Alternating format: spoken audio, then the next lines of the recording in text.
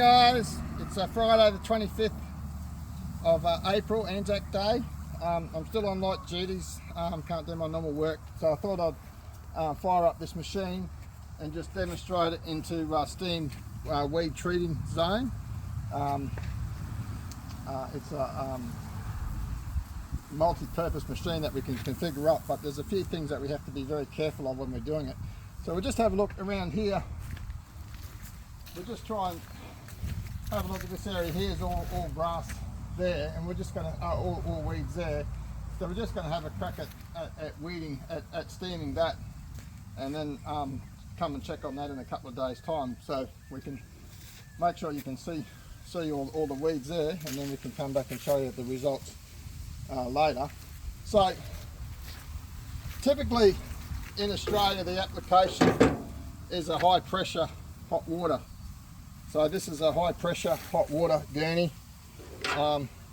as per normal, for my fire ant treatment. So that one there, to run that high pressure, is normally about 15 litres a minute. For my fire ant treatment, I have an open end in my nozzle, and I put that in there to direct inject into the nest. So that's my fire ant one. So and generally, depending on the soil type, but generally about probably 5 litres a minute. So we've got to bypass to wind that back and do it.